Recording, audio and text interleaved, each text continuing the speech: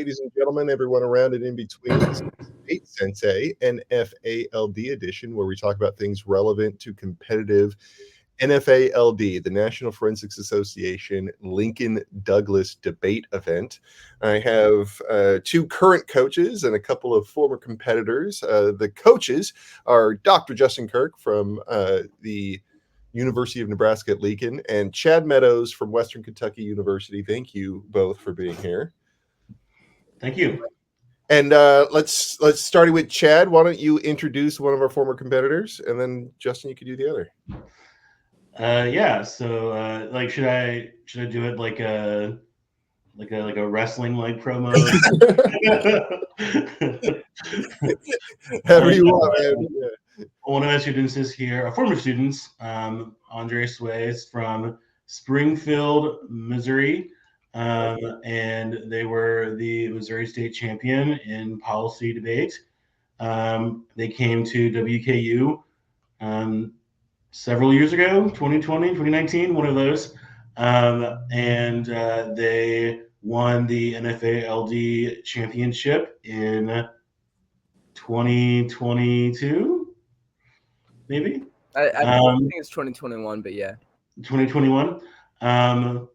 And they are now a graduate assistant at the University of Nebraska.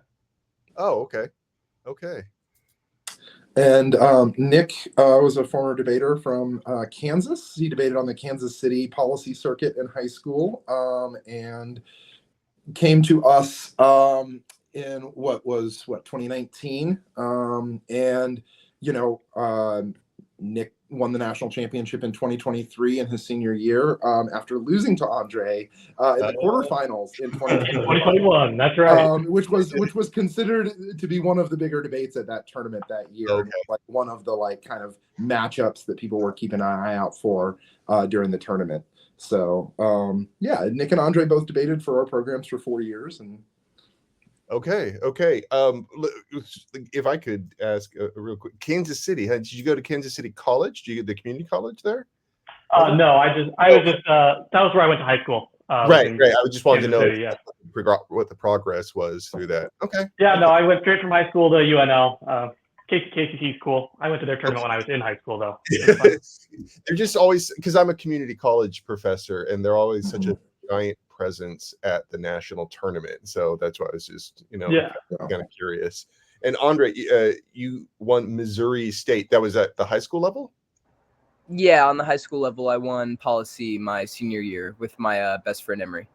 Oh, okay. Did you do debate all 4 years in high school? Yeah, so I started forensics my 8th grade year. So I just did. Oh, wow. It was just like extemp, and I was like, I remember they had like an awards ceremony, and it's weird. They brought everybody downstage, like all 30 competitors, and then they just called the top 7. And after they got past like 3, I was like top 3 or top 4. I was like, I'm not gonna get it. Yeah. I got second, and then that just like sparked my love for the activity. Like I that I was gonna I got second, so then I've just like been in the activity ever since. And yeah. Okay. I'm a little curious about, I promise I'm gonna step back in a second, but being from California, I'm a lot more familiar with how that pipeline works. But when did you get started, Dick? What was the 8th grade for Andre? What was your age? Yeah, Kansas isn't quite so organized. So they do it a little weird, where they do forensics in the spring and debate in the fall. So I didn't take debate my freshman year. I didn't think I'd like it. And so I did forensics my freshman year spring, and I loved the teacher so much. And she was like, well, I teach debate in the fall. You should come do that. And so I did. And it was way more fun. It was way more exciting for me. And I, like Andre, I kind of caught the bug and just didn't lose it. This is freshman in high school, yeah? Yeah, I started debate as a sophomore, but yeah, and then I did all 4 years through high school. Gotcha. All right. Well, I wanna hear what y'all have to talk about, because I've been hearing stories about the dynamic between not just the two of you, but the 4 of you. And so I'd like to kind of watch out. Well, Justin, why don't I jump in with you? What are some of the things that you'd like to kind of bring forward in this meeting? Yeah. So I think one of the things that really kind of interests me as a coach was kind of how much time each of you spent thinking about the other person's debates, because you really were rivals for 3 years, like 3 consistent years. You were each other's #1 threat, and I really want to know, like, how much free rent space did you take up in each other's heads throughout the season? Because I know how much you took up in mine. I think I can confidently say that I lived more rent-free in Nick's head than he did mine. I can confidently say that because with me, I have to debate various forms of Nick Wallenburg. I just have to debate various forms of white policy debaters. Basically, when it came to K debaters, specifically anti-blackness K debaters, there was very few competitors who had like my form of argumentation. So just by virtue of like just our identities in debate, he has to pull the short end of the stick on that one, but I'll let him speak to that too. No, I think that's right. Because kind of like Andre said, prepping for a lot of the other competitors on the circuit was all kind of the same preparation for me as well. Whereas, like Andre said, their arguments are pretty unique through in how to answer them. And so I spent a lot of time coming up with like, well, this is what I'm going to do if I hit in prelims. This is what I'm going to do if I hit in out rounds. And then after I use a strategy, I'd have to generate a new one just to kind of stay on my toes. Andre, was anti-blackness pretty consistent through all of your 4 years? Starting, after my 3rd year, essentially that's what I'll be like remembered for as the anti-blackness debater. I didn't start off as an anti-blackness debater. Okay. But once I went to Grand Prix my freshman year, I was the only one from WKU to go in like the COVID year, and Chad just recommended me to. It was in the midst of the Black Lives Matter protests with George right. And it was just like a very tumultuous time. And I've always wanted to do K debate, and I was like, literally, what better time than now? Like, what better time to like bring the real into the activity than whenever we're all literally like stuck at home, forced to confront it in the first place. Wow. So Like, really the timeline is starting to snap together again for me. Chad, how instrumental were you in that? Who's debating for you at that time? Am I getting the timeline right? Yeah. So that was in college. From what I understand, Andre was more of a traditional debater from Missouri in high school. In high school? Okay. Yeah. It was just no one else wanted to go to the tournament. Everyone was like pretty mad about everything shutting down and getting canceled. I had like a really vivid memory because we had actually like flown alumni to Bowling Green to go to the Grand Prix. And then like it was really scary because everything started shutting down and like the alumni were like scuttling like people on a sinking ship to get back to their families. And Dr. Morris from Missouri State was like, hey, like we still want to do a Grand Prix.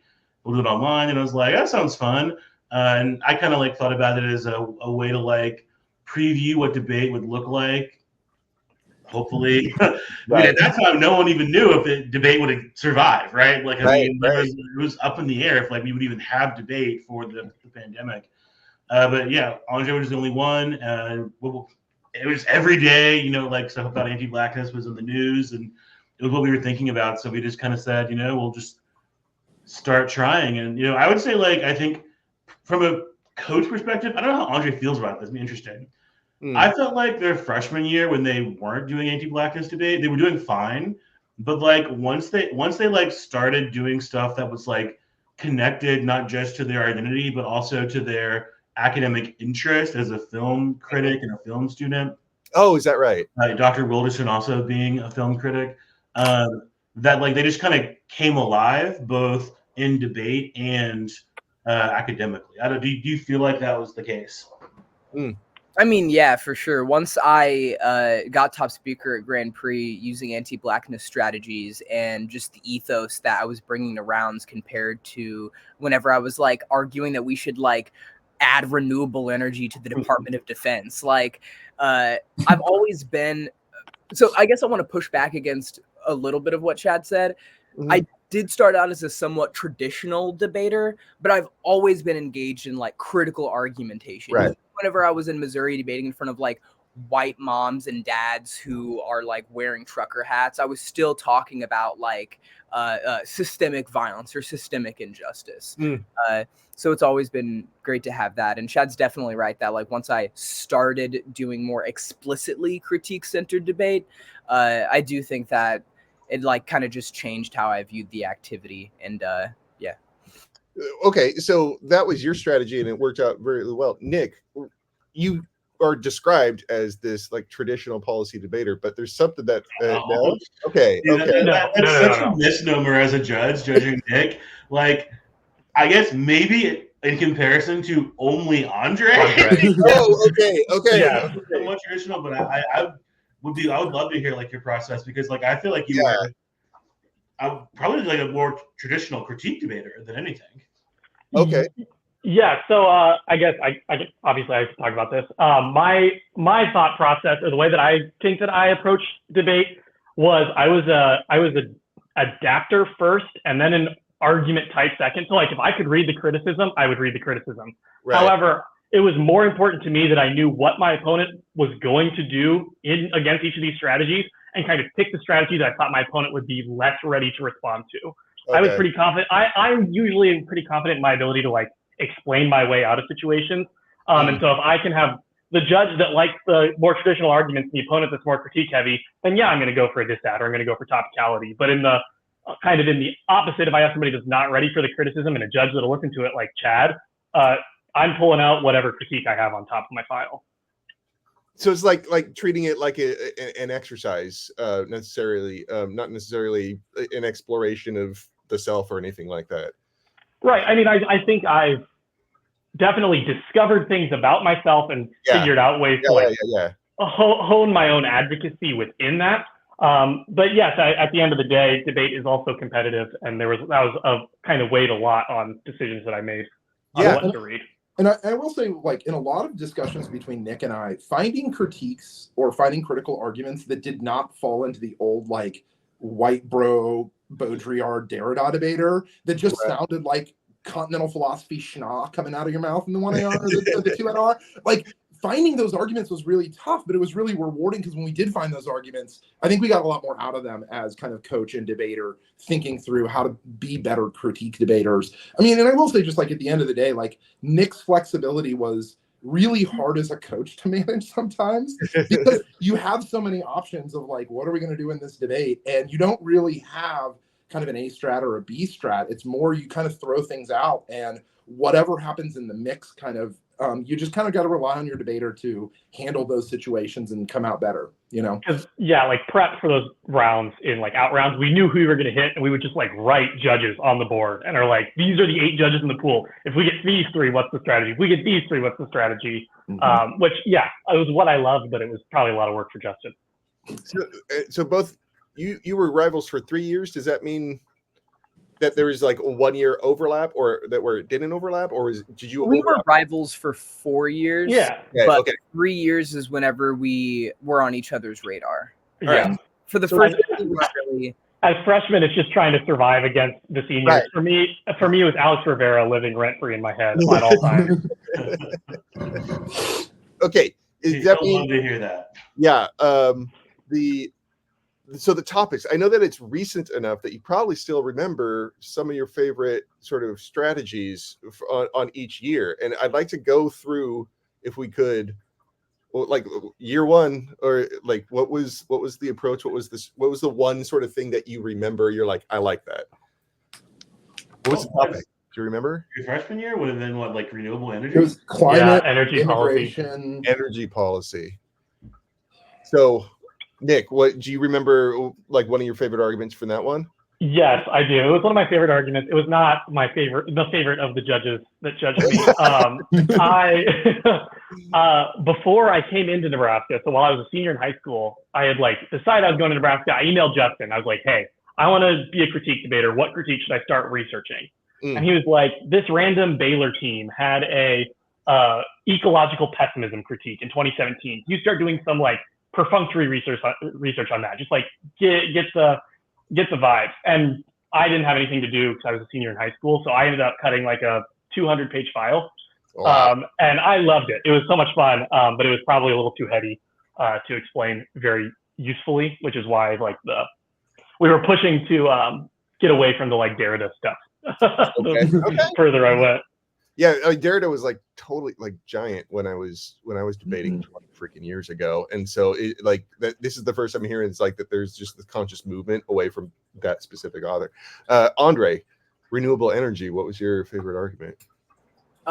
It's the Carrera evidence. I remember there was just an author named Carrera who spoke about climate change in the context of Afro-pessimism, and one line that just still sticks with me today is like blackness or Africa is the disposable trash container of the world.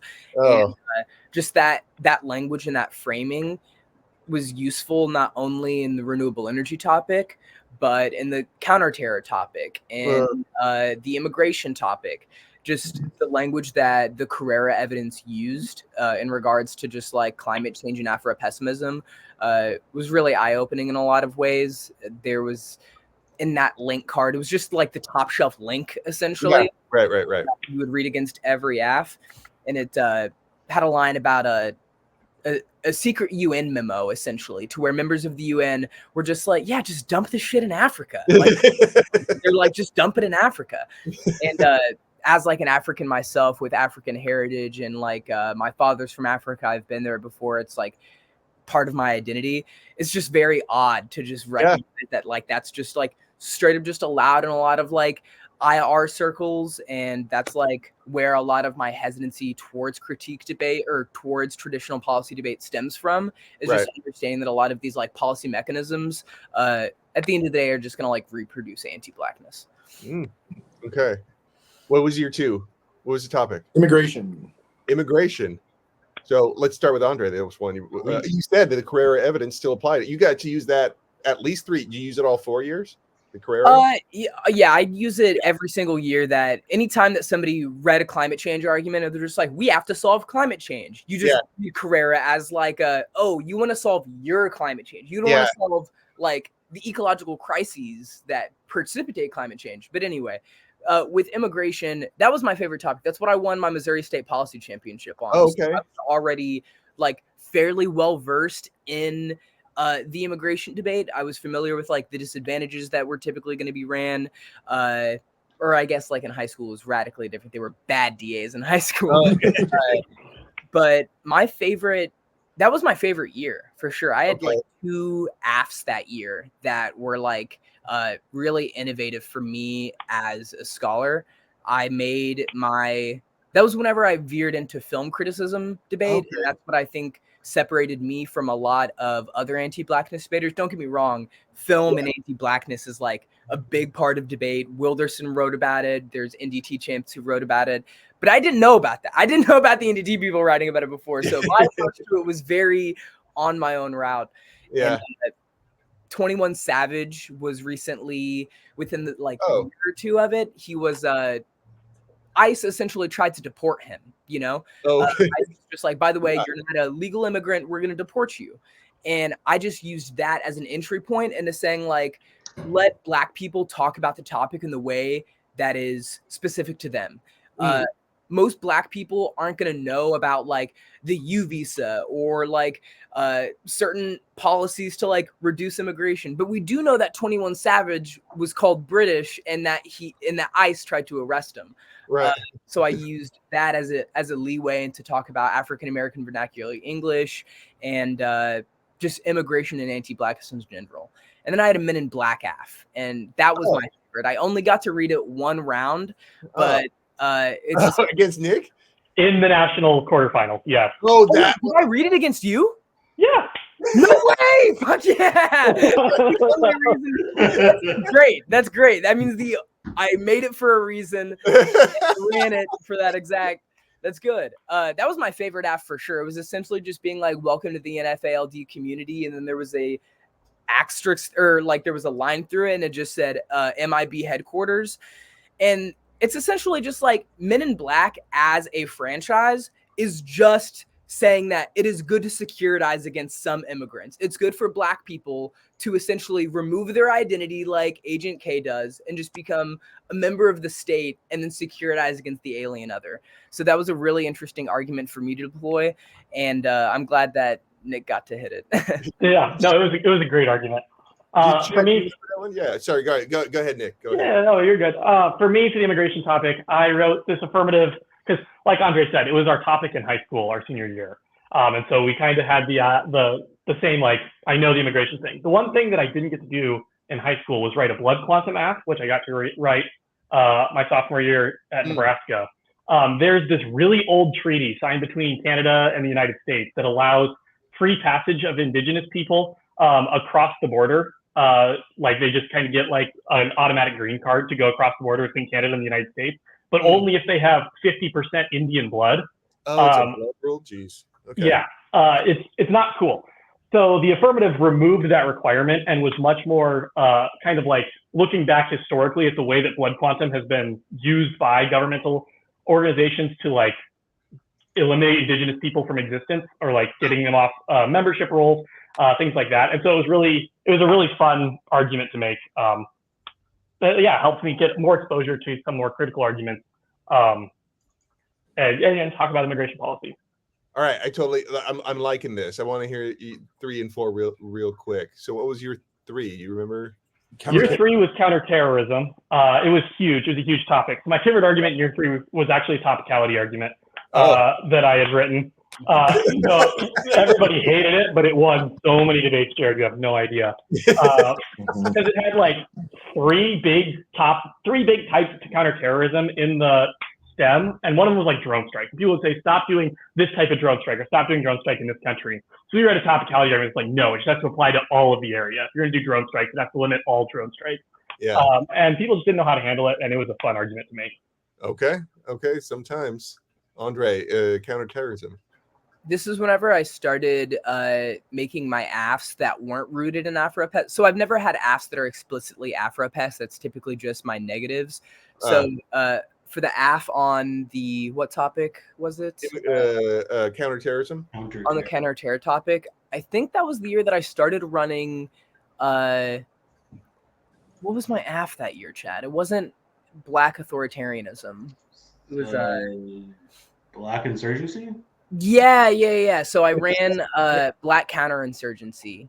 That was a really interesting argument to run that like kind of foreshadowed what I would run my senior year, which is essentially just like kind of just like Black radical strategies from the 1960s that I just like try to bring into the debate round. I think it's like way more accessible to just like make them argue against like 60s revolutionary strategy.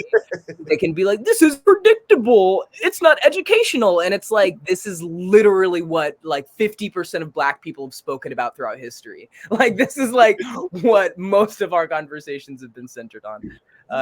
So I really liked that my junior year.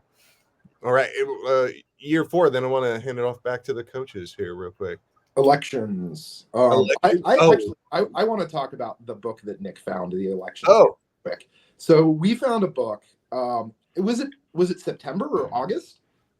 It was September because the Western Kentucky tournament was on Friday and we found the book on Wednesday. Yeah, so Nick finds this book on Wednesday. I get a copy and I read it on Thursday night, and I'm just like, this is the app. And it's an argument. It's a book about how we deploy affect or the kind of use of emotional like games in competitive and educational spaces, and how that hijacks a lot of the like way in which we process and critically think about the world, especially about things like identity.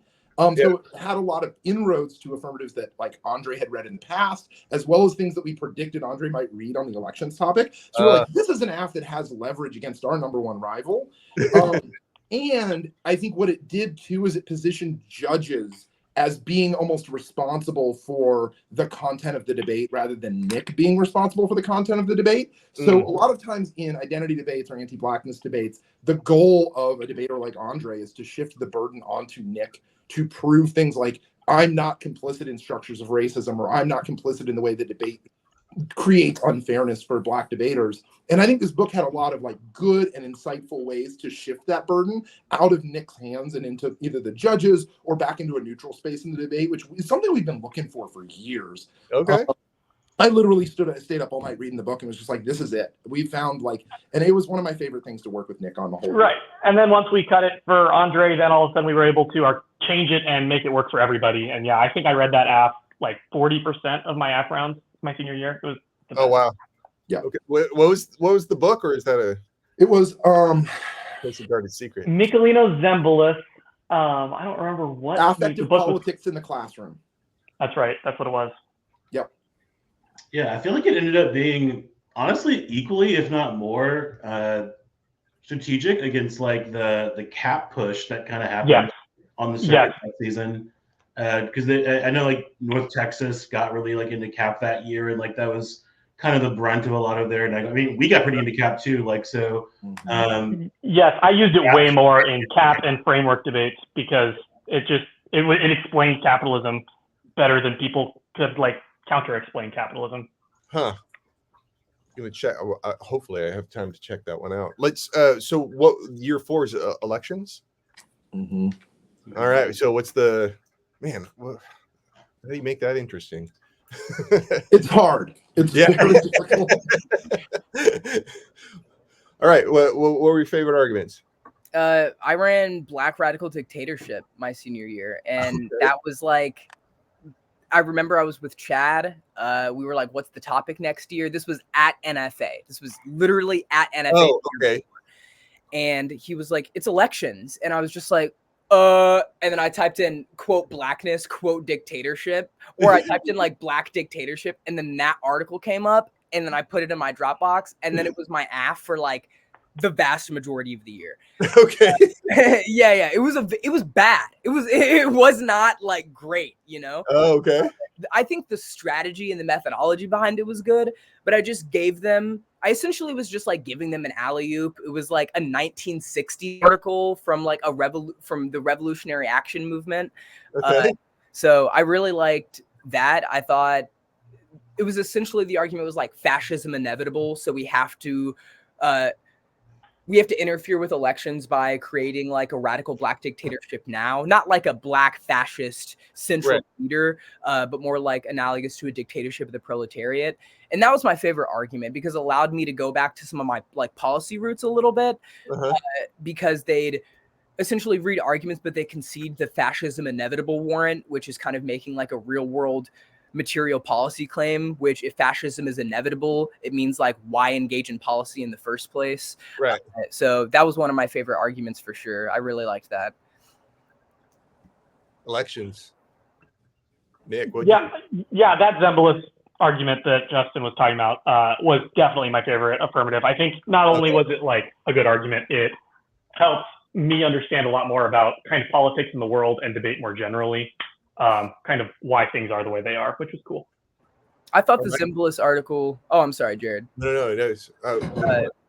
I thought the Zembalus article was a great academic article. I thought Nick's bringing it into debate was morally repugnant at best. I thought that the way the argument was mechanized in debate, specifically against me, was very much like a, come on, I'm white and I feel bad and uncomfortable. That's politics, you know? It's an article, it's an argument that I think made a hell of a lot of sense in the general, like, framing of the world, but I thought bringing it into the debate community, I just thought it was funny. I thought it was funny. I thought that it like made sense in a lot of ways, but I also thought in some ways it was very much like, why can't we just like turn the NFALD community into the Joe Rogan podcast? Why can't we all just with fascists? Like, there was a lot of like really odd assumptions made in the Zembalus affirmative and like odd posturing that I was just like against. I was just like, I like this argument because I'm against like despite what you may think is like being an anti-blackness debater, I'm not a huge fan of identity politics at all. You know, I think that's very debilitating for like this current generation. So I think Zembalus speaks to a lot about how identity politics is bad. But yeah, Nick and I had a lot of beef with Zembalus. Yeah, we would. I would disagree with that mischaracterization, but we'd be here all day talking about it. Some memorable moments, coaches from over the years. I want to say that I think the Grand Prix for me, the 4 times that Nick and I did the Grand Prix. I mean, that tournament, the Sunday of that tournament is the longest day of your season. It is a 16 to 18-hour day. You're up at 8 a.m. Nick and I, the year that he was in finals, I think his junior year, we left Avery Hall at 2 a.m. after the cleaning crew had already left. Oh, yeah. The debate started at like 12:30. It was like the 9th round of the day, and we were just zonked. We had no energy, but like it's those nights where it's Nick and I in a building, and everybody else is gone, and we've got a whiteboard in our brains. And like the number of times that was like us in like the moment or in the bunker, that was my favorite moment of all time in coaching debate. Right. Cool. Chad, memorable moments, man.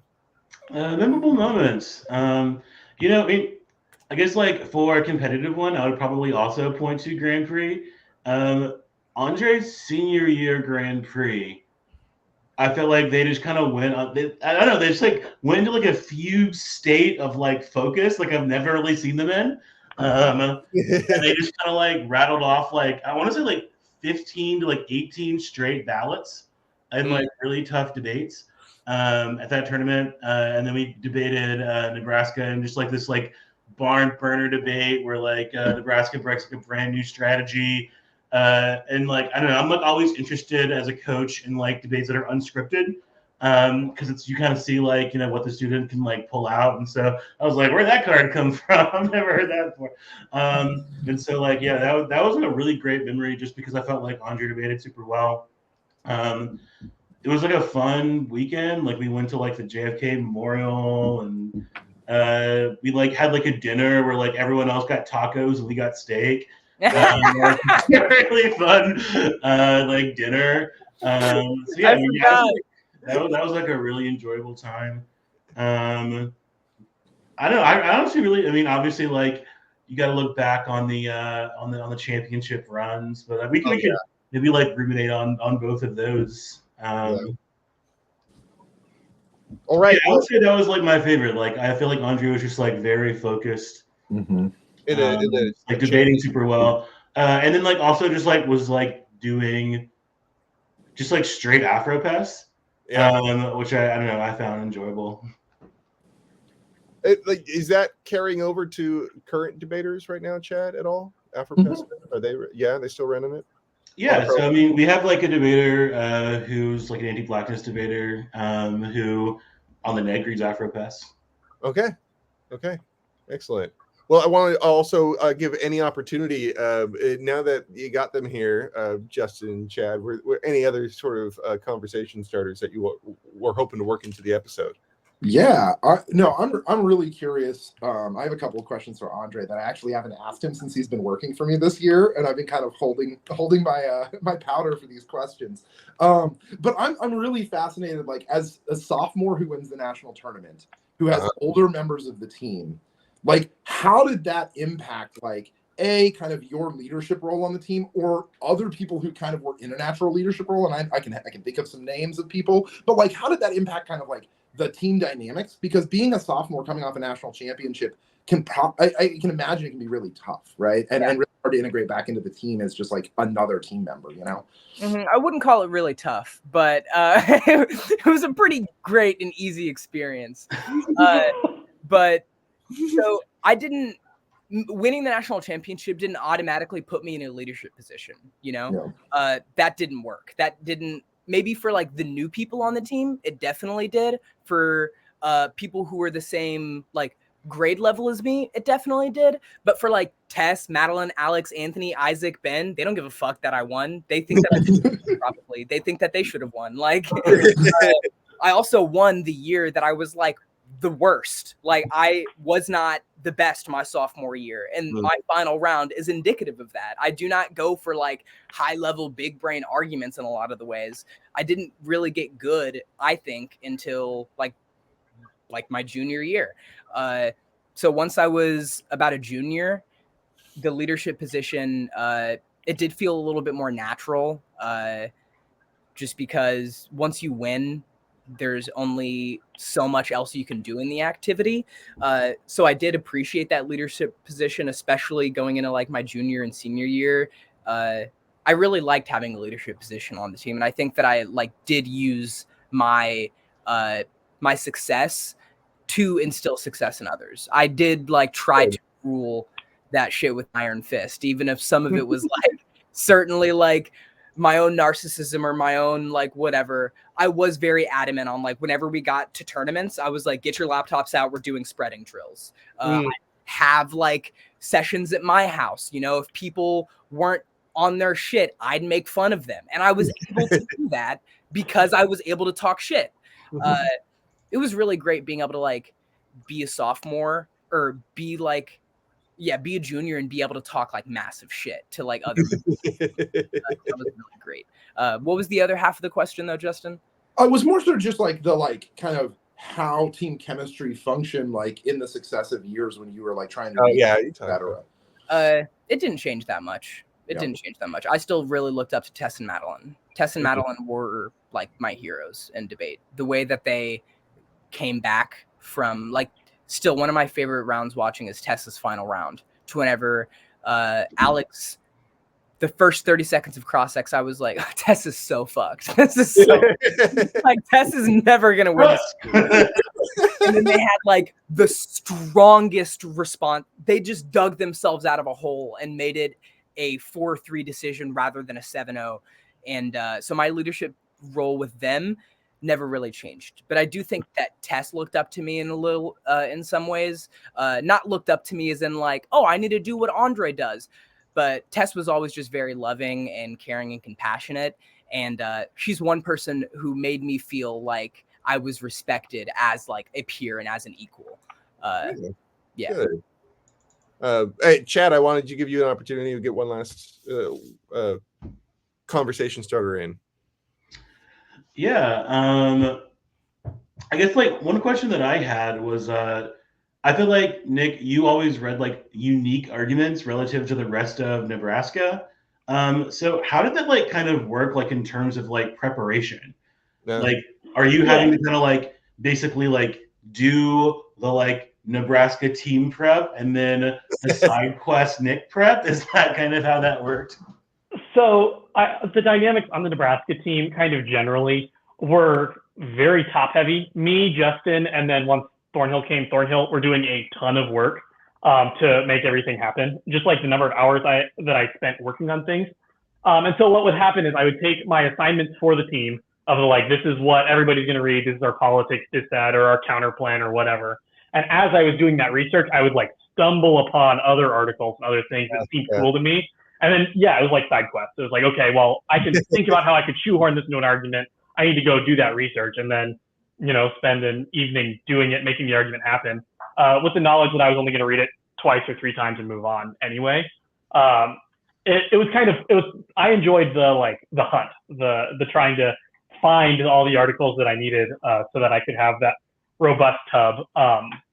But the fact that I did all the rest of the research also made it useful for when I had younger people from Nebraska coming up to me, telling me their debate. I could tell them like, well, this is the thing in the box you have prepared that you should be reading in this debate. Mm-hmm. Nick was always the person on the squad who knew every judge, what their preferences were, like memorized what judges would vote on, and could tell you like they'll vote on this. Read this argument, go for it. Nick also knew where every file in every tub was in other people's tubs. He's like, look, I looked through your tubs and here's where this file is in your neg file. And then you're just like, why are you looking through other people's tubs? It's not your job. And like, I think the best example of like Nick's just kind of like, role on the team is at NFA last year. He did not prep a debate himself for his own quarterfinals. Yeah, I didn't. Maybe octos. Right. Not to be too vain. I didn't really need to. There were people on the team that needed prep way more. And it was like if Justin was busy and Zach was busy, I was kind of like the third person to go ask, like, "Hey, this is my round. What do I do?" Which I kind of enjoy that role. I also coached high schoolers, so that was kind of like naturally where I fit in. Yeah. Well, y'all told me that we could have a conversation that goes on quite a bit, and we have. Maybe we'll have to stretch this into a second parter. It was a pleasure getting to know you, Andre, Nick. Thank you for introducing me, Justin Kirk and Chad, or Justin Kirk and Chad Meadows. But I got to run to drop off my kids. It was a pleasure meeting you all. Thank you so much for being here. Yeah, great to meet you. Thank you. Thank you. Good seeing you, Nick. It's good seeing you, Chad. too.